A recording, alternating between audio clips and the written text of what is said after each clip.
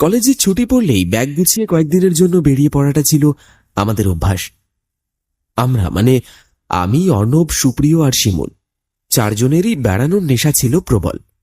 প্রথমে ঠিক হয়েছিল আমরা বাঁকুড়া যাব। ওখানকার টেরাকোটা শিল্প সম্পর্কে বেশ আগ্রহ আমার। কিন্তু একদিন অর্ণবের মুখে ওদের গ্রামের জমিদার বাড়ির কথা শুনে আমরা সিদ্ধান্ত নিলাম যে কয়েকটা দিন ওখান থেকেই ঘুরে আসব। কটা দিন অন্তত এই শহরের কোলাহল থেকে দূরে গিয়ে প্রকৃতির কোলে কাটাতে পারব। এমন সময় অর্ণব বলল, বেশ, তাহলে ওই কথাই রইল। আমি রামু কাকাকে ফোন করে সব জানিয়ে দিচ্ছি। আর শোন, এবার কিন্তু আর ট্রেনের ঝামেলা নয়, আমাদের গাড়িটাই নিয়ে যাব। জানিস তো, ড্রাইভিংয়ে আমার হাতের কোনো তুলনা নেই। আমরাও রাজি হয়ে গেলাম। ভালোই হলো, অন্তত ট্রেনের ভাড়াটা বেঁচে যাবে। সকালবেলা প্রায় 10টা নাগাদ চারজন গাড়ি নিয়ে বেরিয়ে পড়লাম। হিসেব ছিল বিকেল 4টের মধ্যে আমরা অর্ণবদের জমিদার বাড়িতে পৌঁছে যাব। কিন্তু ভাগ্য সেদিন আমাদের সহায় ছিল না। বেলা তখন প্রায় 2টো।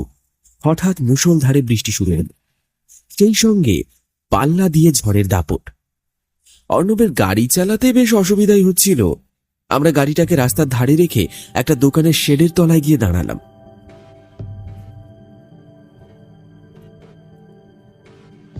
বৃষ্টির বেগ কমল প্রায় ঘন্টা দেড়েক পর। আমরা আবার রওনা দিলাম। শিমুল বলল, ধুর, বৃষ্টিটা না আমার আর দিন পেল না, কতটা সময় নষ্ট হয়ে গেল।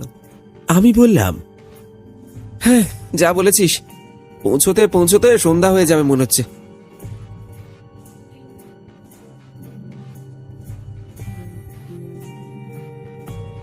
আমরা ওদের গ্রামের প্রায় কাছাকাছি চলে এসেছি।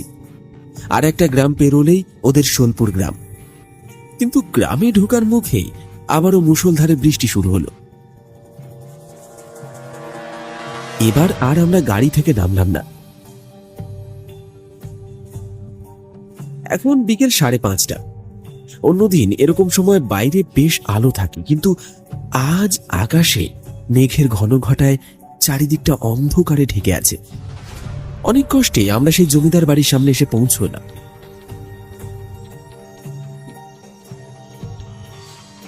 তবে এখন বৃষ্টিটা কমেছে।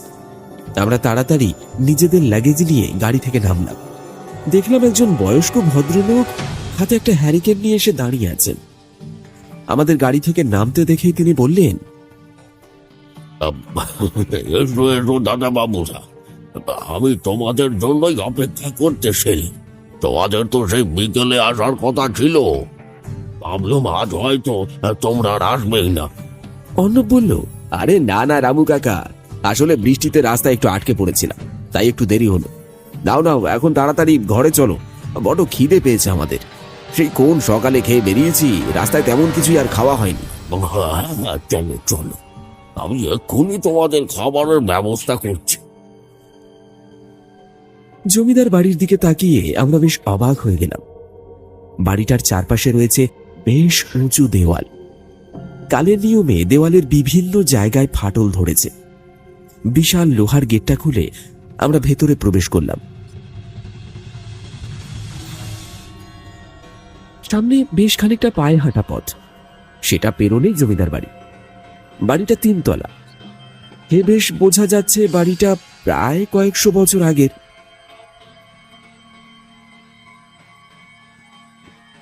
আমরা নিজেদের ঘরে এসে হাত মুখ ধুয়ে নিলাম। দোতলায় পাশাপাশি 2টো ঘরেই আমাদের থাকার বন্দোবস্ত করা হয়েছে। একটা ঘরে আমি আর অর্ণব, আর অন্যটাতে থাকবে সুপ্রিয় আর শিমুল। মিনিট কয়েক পরেই রামু কাকার নিচে খাবার জন্য ডাকলো। আমার বাবুরা নিচে আসো, আমার তৈরি আছে। গরম গরম লুচি আর আলুর দম আর মিষ্টি সহযোগে পেট পুজোটা আমাদের বেশ ভালোই হলো।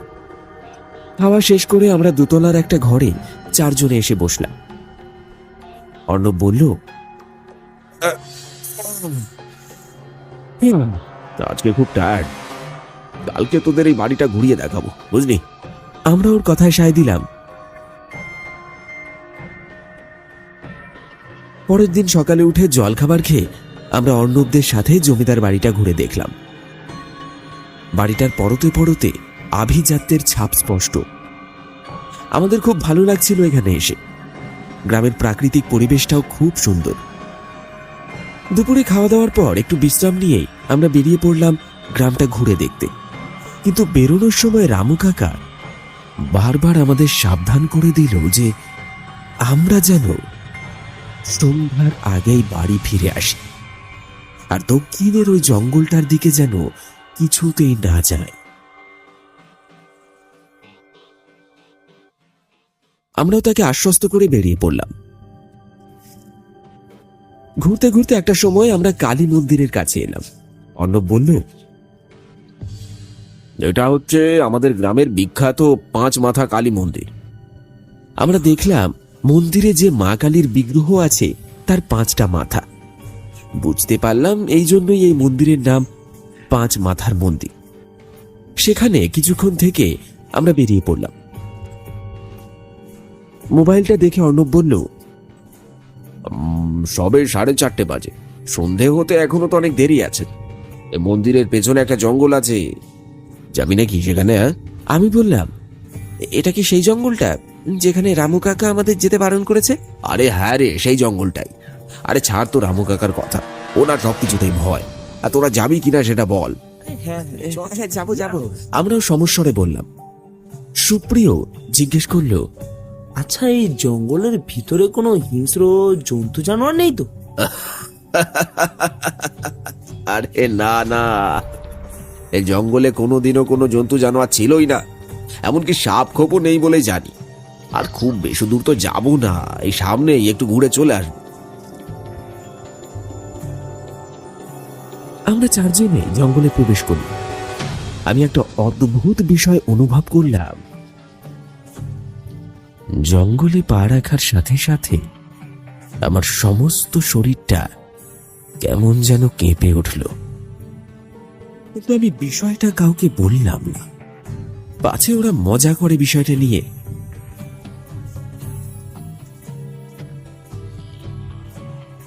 আমরা জঙ্গলের ভিতর এগিয়ে গেলাম। জঙ্গলটা বেশ বড়, চারিদিকে বড় বড় আম, কাঁঠাল, এছাড়াও রয়েছে আরো বিভিন্ন ধরনের গাছ। এসব দেখতে দেখতে আমরা এগিয়ে গেলাম সামনের দিকে। আর বেশ কিছুটা এগোনোর পর শিমুল বলল, এই শোন না, আমার মনে হয় এবার না আমাদের ফিরে যাওয়া উচিত। জঙ্গলটা যেন আস্তে আস্তে অনেক গভীর হয়ে আসছে। সুপ্রিয় বলল, হ্যাঁ রে, এবার আমাদের ফিরে যাওয়াই উচিত। এই রামু কাকা কিন্তু বারবার আমাদের সন্ধ্যার আগেই বাড়ি ফিরতে বলেছে। কিন্তু অর্ণব বলল, আরে দাঁড়া দাঁড়া, সন্ধ্যা হতে এখনো অনেক দেরি আছে। আমরা সন্ধ্যার আগে বাড়ি পৌঁছে যাব, কোনো চিন্তা নেই। আরে চল না, আর একটু এগিয়ে গিয়ে দেখি। আমার তো বেশ লাগছে, চারিদিকে কত গাছ। আরে কলকাতায় তো এরকমটা দেখতেই পাবি না। আমারও যে ঘুরতে মন চাইছিল না তা কিন্তু নয়। অর্ণবের কথায় মনে মনে খুশি হলাম। আমরা এগিয়ে চললাম। আমরা এখন যেইখানটায় রয়েছি এই জায়গাটা জঙ্গলের অনেক গভীরে। এখানে গাছগুলো এতটাই ঘন হয়ে গেছে যে বাইরের আলো এখানে প্রবেশ করতে পারে না। চারিদিকটা অন্ধকারে ঢাকা। আমাদের সামনে একটা বিশাল বটগাছ দেখতে পেলাম, আর সেটার দিকে চোখ পড়তে আমরা ভয়ে আঁতকে উঠলাম। গাছটার মোটা গুঁড়িতে লেগে আছে চাপ চাপ শুকনো রক্ত। মনে হচ্ছে যেন এখানে কাউকে হত্যা করা হয়েছে বা কেউ বীভৎসভাবে মারা গেছে। তবে আমরা সেখানে আর এক মুহূর্ত দাঁড়ালাম না। ভয়ে ভয়ে জঙ্গল থেকে বাইরে বেরিয়ে এলাম। আমি জিজ্ঞেস করলাম, হ্যাঁ রে অর্ণব, ওটা কি ছিল? অর্ণব ভয় জড়ানো কণ্ঠে উত্তর দিল, আমি আমি জানি না রে, দেখে তো মনে হলো শুকনো রক্ত, কিন্তু আমি যতদূর জানি এই জঙ্গলে তো কোনো জন্তু জানোয়ার নেই। তাহলে ওই রক্ত কার? প্রশ্ন করল সুপ্রিয়। আরে বাবা, সেটা আমি কি করে জানবো? এখন চল তাড়াতাড়ি বাড়ি ফিরি, দেখ সন্ধে হতে যায়। হ্যাঁ, চল চল, কিন্তু মনে রাখিস আমরা যেই জঙ্গলে ঢুকেছিলাম না, এই কথা যেন রামু কাকা জানতে না পারে।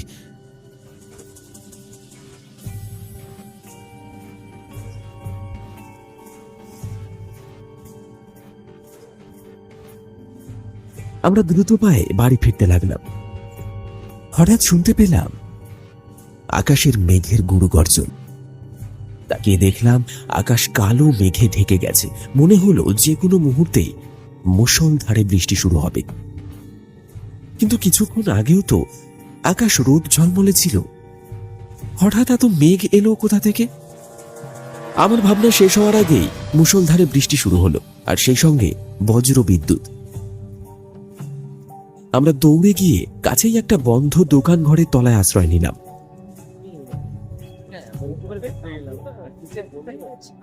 চারজনেই বেশ ভিজে গেছি। শিমুল বলল, এত দূর না আসলেই ভালো হতো রে, যা জোরে বৃষ্টি হচ্ছে, কখন যে থামবে কে জানে।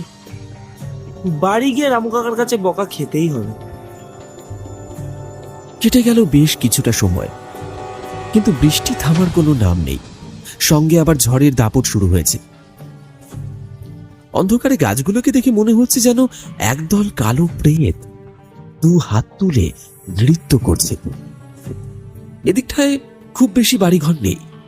মাঝে মাঝে কয়েকটা টালির বাড়ি যেন কালো ছায়ার মতো দাঁড়িয়ে আছে। এবার আমাদের একটু ভয় ভয় করতে লাগলো। কি জানি বাবা, বৃষ্টিটা কখন থামবে আর কখনই বা আমরা বাড়ি পৌঁছতে পারব। এভাবে কেটে গেল অনেকটা সময়। হঠাৎ আমাদের নাকে এসে লাগলো পচা মাছের একটা গন্ধ।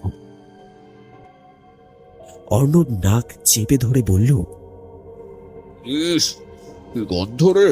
আরে মনে হচ্ছে যেন অনেকদিন পচা মাছ কোথাও পড়ে আছে। আমি বললাম, ঠিকই বলেছিস, এ তো এখানে মাছ আসবে কি করে? এমন সময় হঠাৎ দেখলাম আমাদের থেকে কয়েক হাত দূরে এক ভদ্র মহিলা মাথায় ঝুড়ি করে কি যেন নিয়ে যাচ্ছে।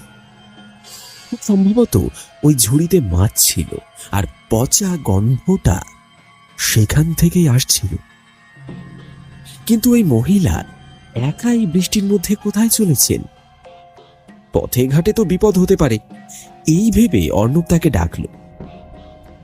যে শুনছেন, এই বৃষ্টির মধ্যে বেশি দূর একা যাবেন না। কিন্তু অর্ণবের কথায় মনে হলো যেন ওই মহিলা শুনতেই পায়নি। তিনি আগের মতোই হেঁটে চলেছেন। অর্ণব আবার ডাকলো, এই যে শুনছেন, আপনাকে বলছি। এইবার মহিলাটি আমাদের দিকে পেছন ফিরে তাকালো, আর প্রায় সঙ্গে সঙ্গে আমাদের শিরদাঁড়া দিয়ে যেন একটা ঠান্ডা স্রোত হয়ে যেতে লাগলো। আমরা বিস্ফারিত চোখে দেখলাম যে মহিলাটি আমাদের সামনে দাঁড়িয়ে আছে সে কোনো স্বাভাবিক মহিলা নন। তার মুখটা যেন একাংশ পচে গেছে আর পোকায় কিলবিল করছে সেই অংশে। চোখ দুটো যেন আগুনের ভাটার মতো জ্বলছে। হাতের ওপর শুকনো শিরাগুলো বৃষ্টির জল পড়ে চিকচিক করছে। নখগুলো বড় আর বিভৎস, যেন মনে হয় এ কোনো জীবিত মানুষের দেহ নয়, এক মৃত মানুষ কোনো অদৃশ্য বলে হেঁটে চলে বেড়াচ্ছে, যে কোনো সময় পড়ে যেতে পারে। আমরা ভীষণভাবে ভয় পেয়ে গেলাম। আমরা চারজনকে ধরে ঠকঠক করে কাঁদছি। কাঁপা কাঁপা গলায় বলল, চল চল শিগগিরই এখান থেকে পালাই। চল চল চল চল চল।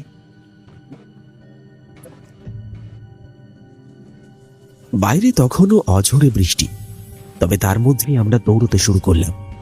আর দৌড়ানোর সময় স্পষ্ট পেছন থেকে শুনতে পেলাম সেই মহিলাটি তখনও হেসেই চলেছে।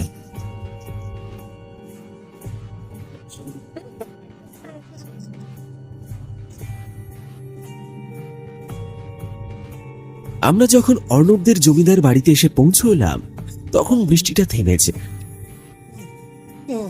বাড়িতে ঢুকতে রামু কাকা আমাদের প্রচন্ড বকা দিল। বলল, তোমাদের না আমি কতবার করে বলে দিয়েছিলুম সন্ধ্যের আগে বাড়ি ফিরে আসতে। আরে যদি কোনো বিপদ আপদ হতো তাহলে তোমার বাবার কাছে আমি কি জবাব দিতাম বলতো? রামু কাকার বকুনিতে আমরা মাথা নিচু করে দাঁড়িয়ে রইলাম। আর তাছাড়া বলারই বা কি ছিল আমাদের? তার কথা না শুনে আমরাই তো অন্যায় করেছি। রামু কাকা আবার বলল, নাও নাও, যাও যাও যাও, তাড়াতাড়ি ঘরে গিয়ে পোশাকটা বদলে ফেলে। এই ভিজে পোশাকে বেশিক্ষণ থাকলে শরীর খারাপ করবে। আমরাও চুপচাপ নিজেদের ঘরে চলে গেলাম।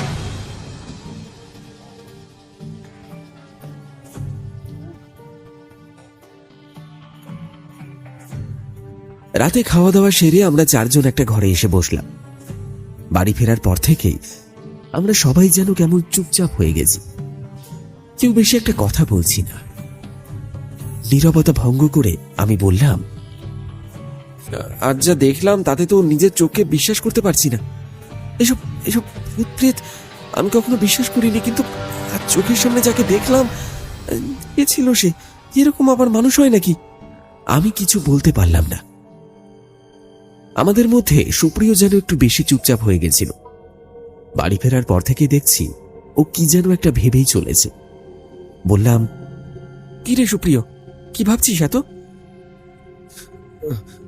কই না তো, মানে ওই আজকের বিষয়টা নিয়ে।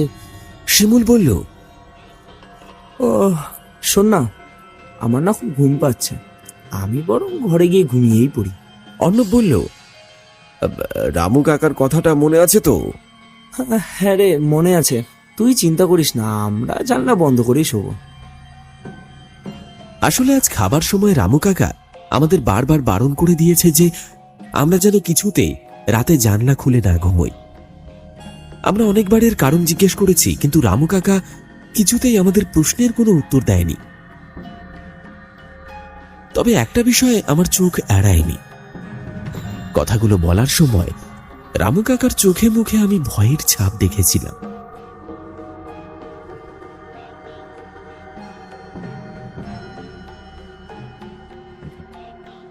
শিমুল ঘরে চলে গেল। আরো মিনিট 10 পরে সুপ্রিয় চলে গেল, আর আমরাও শুয়ে পড়লাম। তবে শোবার আগে ঘরের জানলাটা ভালো করে ছিটকিনি দিয়ে দিলাম।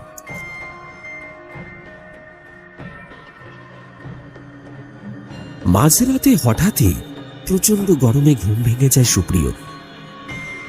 দেখে লোডশেডিং হয়ে গেছে। সুপ্রিয় একদমই গরম সহ্য করতে পারে না, এসিতেই ঘুমানোর অভ্যাস। এই বন্ধ ঘরের মধ্যে ওর যেন গরমের দম বন্ধ হয়ে আসছে। এমন সময় হঠাৎ ওর চোখ গেল পশ্চিমের জানলাটার দিকে। ভাবলো জানলাটা খুলে দেয়, কিন্তু পরক্ষণেই ওর মনে পড়ল রামু কাকা শোবার আগে বারবার বারণ করে দিয়েছিল আমরা কেউ যেন রাতে কিছুতেই জানলা না খুলি। সুপ্রিয় পাশে তাকিয়ে দেখল শিমুল অঘরে ঘুমোচ্ছে। ও বিছানার উপর বসে রইল।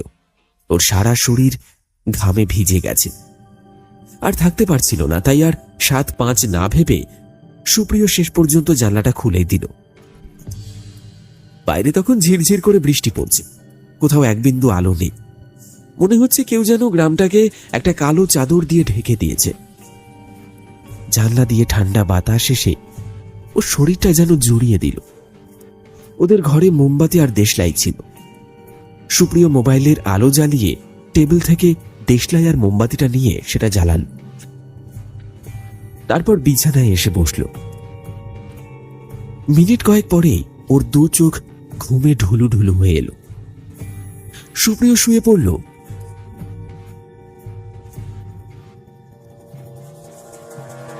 সুপ্রিয়, এক মহিলা কণ্ঠের ডাকে সুপ্রিয়র ঘুম ভেঙে যায়। ও বিছানার উপর উঠে বসে। ঘরে মোমবাতিটা তখনও জ্বলছে, কিন্তু কে ডাকছে ওকে এত রাতে? আবার সেই নারী কণ্ঠের ডাক। সুপ্রিয়, এই যে আমি এখানে। সুপ্রিয় চমকে জানালার দিকে তাকালো। মোমবাতির মৃদু আলোয় ও দেখল একজন মহিলা জানলার বাইরে দাঁড়িয়ে আছে। সুপ্রিয় বিছানা থেকে নেমে জানলার দিকে এগিয়ে গেল। কে আপনি? তাছাড়া আপনি আমার নামই বা জানলেন কি করে? জানি জানি, আমি সব জানি। তোমরা তো কলকাতা থেকে তোমাদের বন্ধুর বাড়িতে বেড়াতে এসেছো, তাই না? হ্যাঁ, কিন্তু আপনাকে তো আগে দেখিনি। আমি এই গ্রামেই থাকি। কালকে তোমরা যখন গ্রামে ঘুরতে বেরিয়েছিলে তোমাদের দেখেছিলাম, আর তোমাদের কথাবার্তায় তোমাদের নামটাও জানা হয়ে গেছে আমার। ও আচ্ছা আচ্ছা, কালকে আপনাকে দেখেছি বলে তো ঠিক মনে পড়ছে না, কিন্তু আপনি আমাকে এত রাত্রে ডাকছেন কেন? তোমার সাথে আমার কিছু কথা আছে, সেটা খুবই ব্যক্তিগত বিষয়। তাই যদি দয়া করে একটু বাইরে আসো খুব ভালো হয়। মহিলাটির কথা শুনে সুপ্রিয় ঘাবড়ে যায়।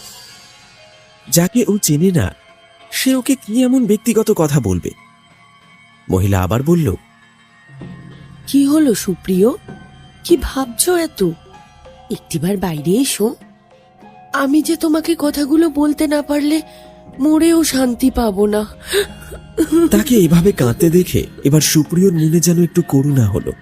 বলল, দাঁড়ান দাঁড়ান দাঁড়ান, আমি আসছি।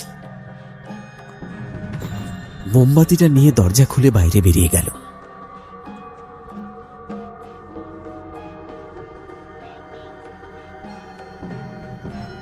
এদিকে ভোর হওয়ার আগেই শিমুলের ঘুম ভেঙে যায়। ও তাকিয়ে দেখে পাশে সুপ্রিয় নেই। কোথায় গেল সুপ্রিয়? সুপ্রিয়র নাম ধরে ডাকতে শুরু করলো। সুপ্রিয়, এই সুপ্রিয়, কোথায় গেলি রে? কিন্তু কোনো সাড়া পেল না। সুপ্রিয়, তারপরেই ও চোখ গেল সেই জানালাটার দিকে। সবার আগে ওই জানলাটা বন্ধ করে শুয়েছিল, কিন্তু এখন সেটা খোলা। এবার যেন শিমুল একটু ভয় পেয়ে গেল। ও তাড়াতাড়ি বিছানা ছেড়ে নেমে আমাদের ঘরের সামনে এসে ডাকতে লাগলো।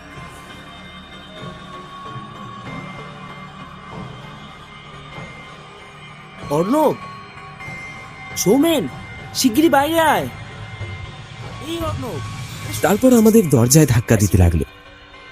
আমার ঘুম বরাবরই একটু পাতলা, বার দুয়েক ধাক্কা দিতেই আমার ঘুমটা ভেঙে গেল। আমি তাড়াতাড়ি উঠে দরজা খুলে দিলাম। শিমুল হাঁপাতে হাঁপাতে আমাদের ঘরে ঢুকলো। আমি অবাক হয়ে জিজ্ঞেস করলাম, আরে কি হয়েছে শিমুল, এইভাবে হাঁপাচ্ছিস কেন? আমাদের কথাবার্তায় অর্ণবেরও ঘুম ভেঙে গিয়েছিল। শিমুল বিছানার উপর বসে পড়ে বলল, সুপ্রিয়কে খুঁজে পাওয়া যাচ্ছে না। অর্ণব বেশ অবাক হয়ে বলল, খুঁজে পাওয়া যাচ্ছে না মানে? সুপ্রিয় ঘরে নেই, আর সব থেকে বড় কথা হলো আমাদের ঘরে জানলাটাও খোলা। তাতে কি হয়েছে? দেখ, হয়তো তোরা শোবার সময় জানলাটা বন্ধ করতে ভুলে গিয়েছিলি। না রে, আমার স্পষ্ট মনে আছে, জানলাটা ভালো করে ছিটকিনি দিয়েই শুয়েছিলাম। দাঁড়া দাঁড়া, চিন্তা করিস না, আমি দেখছি। ও ঘর থেকে বেরিয়ে গেল। তারপর মিনিট খানেক পরেই ফিরে এলো। দেখলাম ওর চোখে মুখে একটু চিন্তার ছাপ। কি রে, কি হয়েছে? কোনো সমস্যা? সুপ্রিয় কাল রাতে দরজা খুলে কোথাও বেরিয়ে গেছে। বাইরে সদর দরজাটা খোলা। এবার আমরা খুব ভয় পেয়ে গেলাম। কোথায় গেছে সুপ্রিয়? আমরা তাড়াতাড়ি গিয়ে রামু কাকাকে ঘুম থেকে ডেকে তুললাম। আমাদের মুখে সব কথা শুনে রামু কাকা খুব ভয় পেয়ে গেল। তারপর বলল, আমি বারবার বলেছিলুম রাতের বেলায় জানলা না খুলতে। তোমরা যে কেন কোনো কথা শোনো না আমি বুঝি না বাপু। চলো চলো, এখন শিগগিরই সুপ্রিয় বাবুকে খুঁজে বার করতে হবে। কি জানি কি অবস্থায় আছে ছেলেটা। বলে রামু কাকা হন্তদন্ত হয়ে ঘর থেকে বেরিয়ে গেল। আমরাও তার পেছন পেছন গেলাম।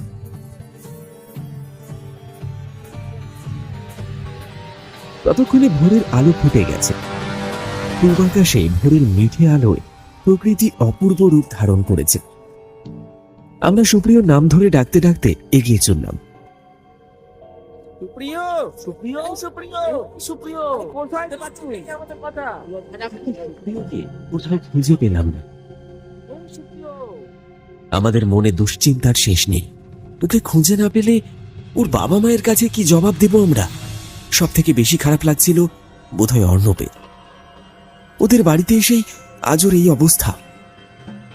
হঠাৎ দেখলাম একদল মানুষ জঙ্গলের দিক থেকে দৌড়তে দৌড়তে আমাদের দিকে আসছে। তাদের দেখে আমরাও দাঁড়িয়ে পড়লাম। ওদের মধ্যে থেকেই একটি বাচ্চা এগিয়ে এসে বলল, রামু দাদু একবার শিগগিরই জঙ্গলের দিকে চলো। ছেলেটির কথা শুনে আমরা খুব ভয় পেয়ে গেলাম।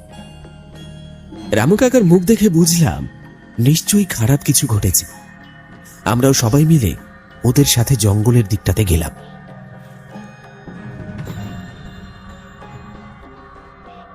জঙ্গলের কাছাকাছি পৌঁছতেই আমরা দেখতে পেলাম আমাদের থেকে একটু দূরেই পড়ে আছে সুপ্রিয়। আমরা দৌড়ে ওর কাছে গেলাম, কিন্তু শিমুলের ডাকে সুপ্রিয় চোখ খুলল না। আমাদের সঙ্গে যারা এসেছিল তাদের মধ্যে একজন বলল, আরে নিশ্চয় গতকাল রাতে ওই মাছওয়ালির পাল্লায় পড়েছিল। মাছওয়ালির কথা শুনে আমরা একটু ঘাবড়ে গেলাম। আমরাও তো সেদিন এক মাছওয়ালিকে দেখেছিলাম, কিন্তু সে স্বাভাবিক মানুষ ছিল না। সে তো ছিল একটা, উফ কি ভয়ানক।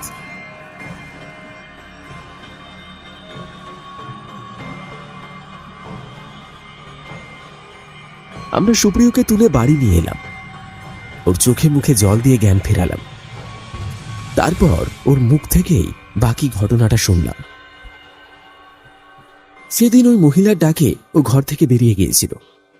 মহিলা ওকে বলে যে ওখানে দাঁড়িয়ে নাকি সব কথা বলা যাবে না, কাছেই নাকি তার ঘর, সেখানেই ওকে যেতে বারবার অনুরোধ করতে থাকে। প্রথমটায় রাজি না হলেও শেষ পর্যন্ত ওই মহিলার অনুরোধ ফেলতে পারে না। ও তার পেছন পেছন যেতে শুরু করে। জঙ্গলের কাছাকাছি যাওয়ার পরও জিজ্ঞেস করে,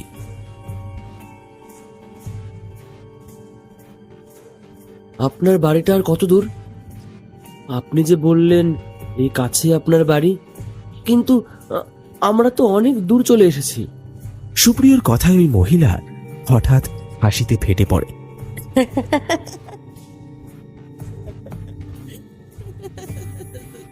এ কি, আপনি এভাবে হাসছেন কেন? সুপ্রিয়র প্রশ্নে মহিলা মুখ ফিরিয়ে তাকায়, আর সুপ্রিয় দেখে যে এ কোনো মানুষ নয়, এই অভয়া। আর তাকে দেখেই সুপ্রিয় জ্ঞান হারায়।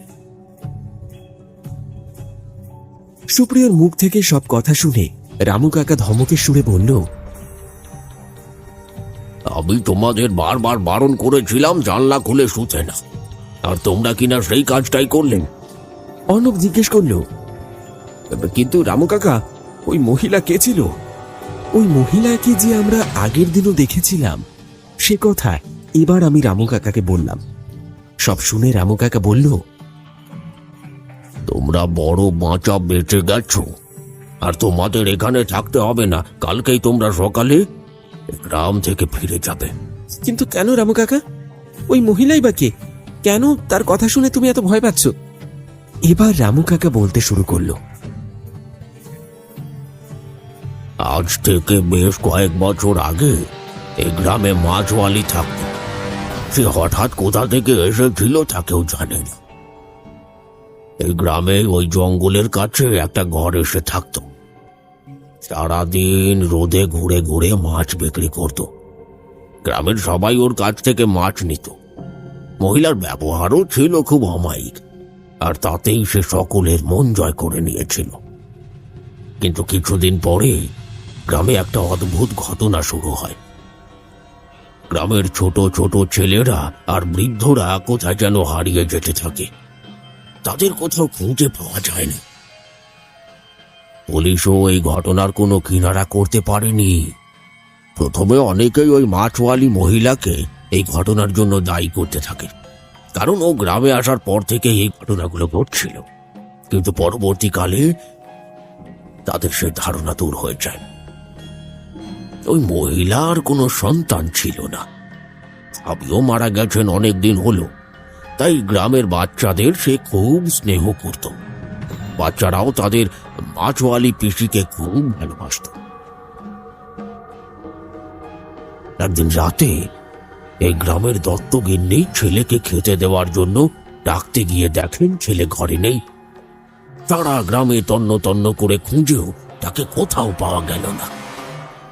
তখন কয়েকজন লোক ওই জঙ্গলের দিকেও খুঁজতে যায় ওকে। আর গিয়ে তারা একটা অতি ভয়ঙ্কর ঘটনা দেখতে পায়। জঙ্গলের পাশে ছিল মাছওয়ালির কুঁড়ে। ওই কুঁড়ের সামনাসামনি যেতেই ওরা শুনতে পায় ঘরের ভেতর থেকে কেমন যেন একটা শব্দ আসছে। মনে হচ্ছে কেউ যেন এক নাগাড়ে মন্ত্র পড়ে চলেছে। তাদের কেমন যেন একটা সন্দেহ হয়। কুঁড়ে ঘরের জানলাটা একটু ফাঁক করে তারা যে দৃশ্যটা দেখতে পায় তাতে যেন ওদের শরীরের সমস্ত রক্ত এক নিমেষে শুকিয়ে যায়। ওরা দেখে ঘরের মেঝেতে একটা আসনের উপর বসে রয়েছে সেই মাছওয়ালি। তার পরনে লাল কাপড় আর কপালে সিঁদুরের তিলক, গলায় রুদ্রাক্ষের মালা, তার সামনে একটা যজ্ঞকুণ্ড, আর তার সামনেই রক্তাক্ত অবস্থায় পড়ে রয়েছে দত্ত বাড়ির ছোট ছেলে বাবলু। মুহূর্তেই ওই মহিলা একটা বড় তলোয়ারের মতো জিনিস নিয়ে বাবলুর মুন্ডুটাকে রং থেকে আলাদা করে দেয়। তারপর সেই কাটা মুন্ডুটা দুই হাতে তুলে নিয়ে সেটা থেকে রক্ত পান করতে থাকে। তারপর সেই তলোয়ারটা দিয়ে বাবলুর শরীরটাকে কুচি কুচি করে কাটতে থাকে। এই ভয়ানক দৃশ্য দেখে তারা ফিরে এসে গ্রামের সবাইকে সে কথা জানিয়ে দেয়। গ্রামবাসীরা দল বেঁধে হাতে মশাল নিয়ে মাছওয়ালির বাড়িতে যান, কিন্তু সেখানে তাকে ওরা খুঁজে পায় না। এমন সময় হঠাৎ একটা হাসির শব্দ কানে আসে। ওরা বুঝতে পারে শব্দটা আসছে বাড়ির পেছন দিকটা থেকে। বাড়ির পিছন দিকে ওরা গিয়ে দেখতে পায় সেই মাছওয়ালির হাতে একটা বড় মাটির পাত্র রয়েছে, আর সেখান থেকেই বাবলুর সেই কাটা মাংসের টুকরোগুলো সে একটা কুয়োর মধ্যে ফেলে দিচ্ছে। মাসিরা সেদিন তাদের হাতে থাকা মশাল দিয়ে ওই মাছওয়ালিকে জীবন্ত অবস্থায় জ্বালিয়ে দিয়েছিল।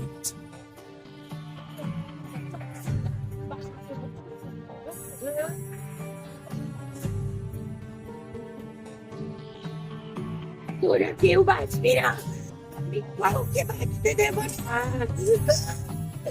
আমি আবার ফিরে আসবো, ফিরে আসবো আমি।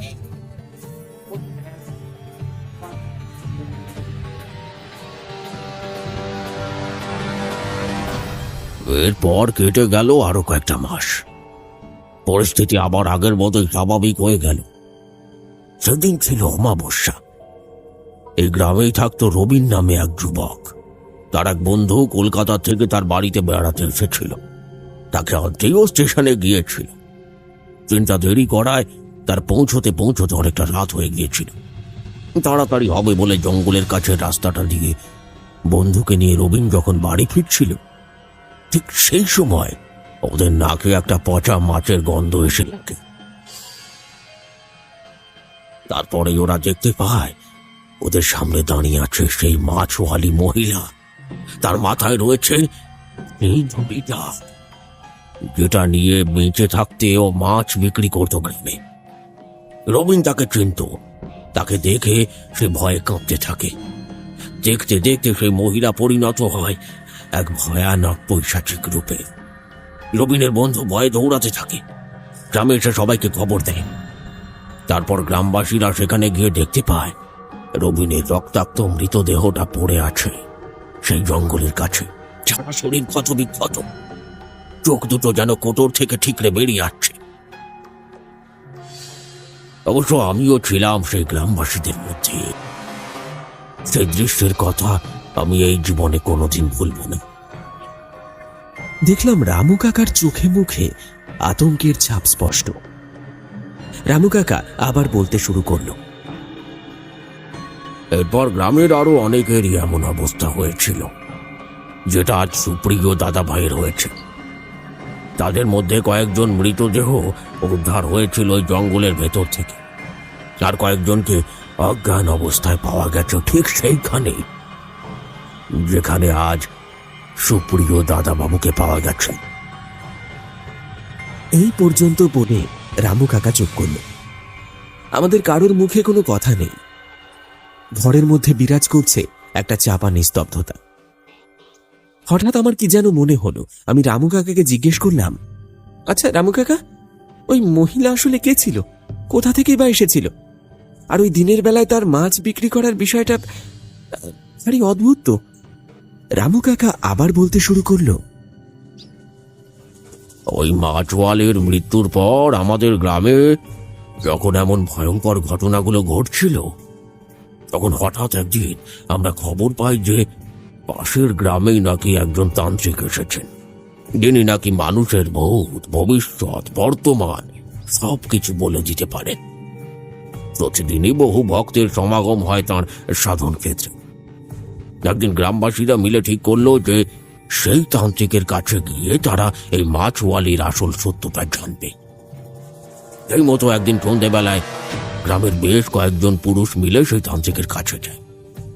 সেদিন সেই তান্ত্রিক তাদের যে কথাগুলো বলেছিল সেগুলো শুনে সকলেরই গায়ের লোম পর্যন্ত খাড়া হয়ে গিয়েছিল। তান্ত্রিক তাদের বলেছিল যে ওই মাছওয়ালি থাকতো অন্য একটি গ্রামে। সে ছিল একজন তন্ত্র সাধিকা। তার বাবাও নাকি একজন উচ্চ স্তরের তান্ত্রিক ছিলেন। ছোটবেলা থেকেই ওই মহিলা তার বাবার কাছে তন্ত্র সাধনা শিখত। এই তন্ত্র সাধনা আসলে খুব একটা পবিত্র বিষয়, কিন্তু বর্তমানে বেশিরভাগ মানুষই এটাকে খারাপ কাজে ব্যবহার করে। এই মহিলাটিও ঠিক সেই কাজই করেছিল। সে তন্ত্র শক্তির মাধ্যমে অপদেবতাদের আহ্বান করত, আর সেই সাধনা করতে গিয়ে সে ছোট ছোট বাচ্চাদের বলি দিত, তারপর তাদের রক্ত নিজে পান করত। একদিন সে গ্রামের একটি বাচ্চাকে ধরে নিয়ে আসে বলি দেওয়ার জন্য। বাচ্চাটি ভয়ে কাঁপতে থাকে। ওই মহিলার বাবা সেই বাচ্চাটির কান্নার আওয়াজ শুনতে পান এবং তিনি দেখেন যে বাচ্চাটিকে এক জায়গায় বেঁধে রাখা হয়েছে। তিনি এসে বাচ্চাটিকে মুক্ত করেন এবং তার মেয়েকে ভৎসনা করে বাড়ি থেকে বের করে দেন।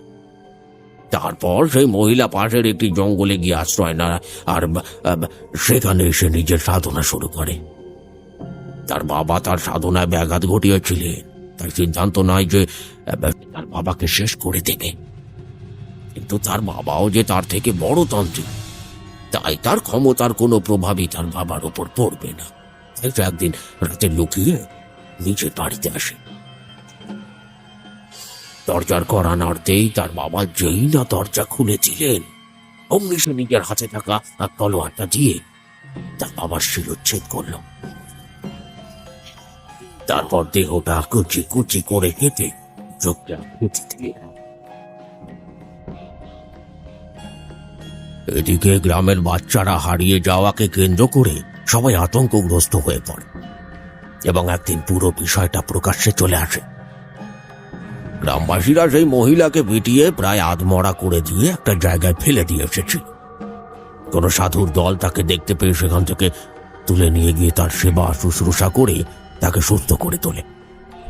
সুস্থ হওয়ার পর সেই মহিলা আমাদের গ্রামে চলে আসে, আর এখানে তার সেই কার্য চালিয়ে যায়। ওই তান্ত্রিক গ্রামবাসীদের সকলকে একটি করে তাবিজ দিয়েছিলেন এবং বলেছিলেন যে সেই তাবিজ যদি শরীরে ধারণ করা যায় তাহলে ওই মাছওয়ালির আত্মা তার কোনো ক্ষতি করতে পারবে না। এই দেখো, আমিও সেই তাবিজটা গলায় পরে আছি, দেখেছ? বলে রামু কাকা আমাদের তার গলার কালো কারের সঙ্গে বাঁধা তাবিজটা তুলে দেখালো। তারপর বলল, কিন্তু অদ্ভুত বিষয় হলো, তাবিজগুলো পড়ার পর থেকে আর কোনোদিন সেই মাছওয়ালির আত্মা গ্রামের কারোর কোনো ক্ষতি করতে পারেনি।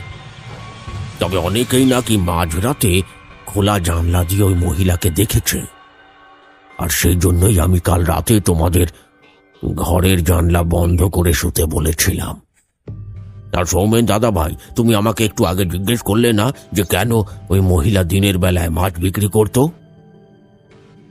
আসলে সে রাত্রিবেলায় যেসব মানুষের বলি দিয়ে কুচি কুচি করে কাটত, তাদের মাংসর টুকরোগুলো সেই কুয়োর মধ্যে ফেলে দিত, আর নিজের তন্ত্র বলে সেই মাংসের টুকরোগুলোকে মাছে পরিণত করত, আর সেই মাছই সে পরের দিন সকালে গ্রামে বিক্রি করত। আমরা এতক্ষণ রামু কাকার কথাগুলো হাঁ করে শুনছিলাম। এমনটাও কি হতে পারে? আমরা কলকাতার মানুষ, এসব তন্ত্র মন্ত্রে আমরা সেভাবে বিশ্বাসী নই, কিন্তু আজ রামু কাকার কথাগুলো শুনে বিশ্বাস না করেও পারছি না, কারণ আমরা যে মহিলাটিকে নিজের চোখে দেখেছি, তাই বিশ্বাস না করে কি কোনো উপায় আছে? সেই দিনটা ওই বাড়িতে কোনো রকমে কাটিয়ে পরদিন ভোরেই আমরা কলকাতায় ফিরে আসি। কিন্তু সোলপুর গ্রামের সেই ভয়ঙ্কর অভিজ্ঞতার কথা আমরা কোনোদিনও ভুলতে পারবো না।